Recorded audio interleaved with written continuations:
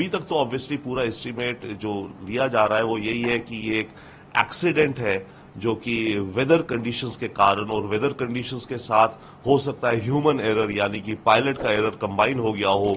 उन दिनों दोनों चीजों के चलते ये क्रैश हुआ है। क्या मदद की कमी है तो मौसम तो राष्ट्रपति का चौपर होने के बावजूद भी ये हादसा होता है? डेफिनेटली देखिए, राष्ट्रपति का चॉपर होगा तो उसकी मेंटेनेंस और हर चीज उसकी टॉप क्लास होती है। परंतु एक बात है, ये जो हेलीकॉप्टर था ये अमेरिकी ओरिजिन का था, तो पुराना हेलीकॉप्टर था।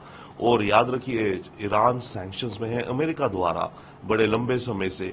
तो इसमें प्रश्न ये भी उठता है कि जो इनकी मेंटेनेंस या स्पेयर पार्ट्स होते हैं उनकी अनअवेलेबिलिटी के कारण ईरान के एयरफोर्स के एयरक्राफ्ट या हेलीकॉप्टर्स की मेंटेनेंस पूरी उस हिसाब से शायद नहीं हो सकती जितनी होनी चाहिए।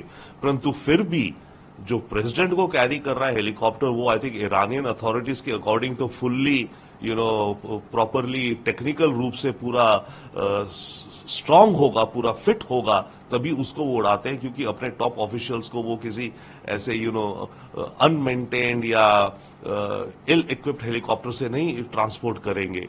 तो जहां तक ईरानियन अथॉरिटीज की बात है, उनके हिसाब से तो हेलीकॉप्टर पूरी तरह से फिट होगा, एयरवर्दी होगा। परंतु हाँ, ये क्वेश्चन आ रहा है कि इतना पुराना हेलीकॉप्टर था और अमेरिकी सैंक्शंस हैं, तो उसके चलते क्या इस हेलीकॉप्टर की मेंटेनेंस में कुछ कमी रह गई थी जिसके चलते ये क्रैश हुआ है। ये कोई लगता है कि कोई पॉसिबल? देखिए, डेफिनेटली ये प्रश्न उठ रहा है इस समय, और काफी दिन तक उठता रहेगा कि ये जो एक्सीडेंट हुआ है ये नेचुरल कॉज है जिस भी कारण, या किसी साजिश खास करके इजराइल द्वारा करी गई है। और इजराइल का माना जाता है और जाना जाता है और पता भी है कि इजराइल इस तरह की हादसे करने में माहिर है। और ईरान के अंदर तो खासकर इजराइल ने कई उनके न्यूक्लियर साइंटिस्ट, इंजीनियर्स को मारा है, टारगेटेड किलिंग करी है।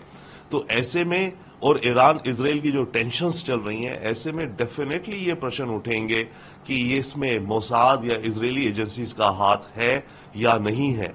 परंतु जहां तक अभी समझ आ रहा है वो ये है कि ये मामला मौसम से रिलेटेड है। माउंटेनियस रीजन था, रात का समय था, बारिश थी, फॉग थी, अंधेरा था, और तब ये एक्सीडेंट हुआ है।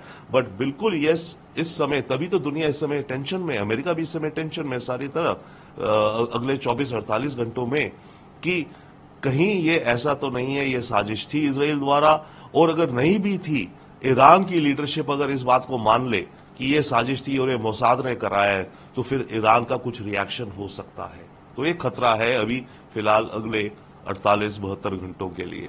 तो क्या देखिए, आने वाले वक्त में फिलहाल के लिए तो एक तो ईरान के अंदर रिएक्शन देखना होगा कि ईरान की पब्लिक में किस तरह का इमोशनल रिएक्शन आता है। अगर ईरान की पब्लिक इमोशनल रिएक्शन में इजराइल को ब्लेम करती है, चाहे कि कोई तथ्य ना भी हो, तब ईरान की लीडरशिप को शायद कुछ अपना कदम उठाना पड़ेगा, दिखाने के लिए भी देखो हम भी कुछ कर सकते हैं। तो एक खतरा फिलहाल है। देखिए, ये जो टेंशन है इसमें एक और एलिमेंट है, अमेरिका और ईरान की इनकी मीटिंग्स होनी है ओमान में। एक कमरे में अमेरिकन नेगोशिएटर, दूसरे कमरे में ईरानी नेगोशिएटर, इजराइल और इस गाजा युद्ध को लेकर के। तो एक तो वरी ये है कि वो जो डिस्कशन होनी थी वो शायद टल जाएगी, क्योंकि इस समय इतना बड़ा हादसा हुआ है। तो ईरान की जो फॉरेन मिनिस्ट्री की टीम है वो शायद उन डिस्कशंस के लिए ना आए, जिसके चलते गाजा युद्ध को लेकर के जो हो रहा है वो और लंबा चलेगा। एक और थोड़ा सा खतरा है कि अगर अगेन ईरान के अंदर हार्डलाइनर्स हावी हो गए और बिना वजह के ही वो ये इजराइल को ब्लेम करें, तो हो सकता है वो हिजबुल्लाह को उकसा दें कि वो इजराइल के ऊपर कुछ अटैक करे।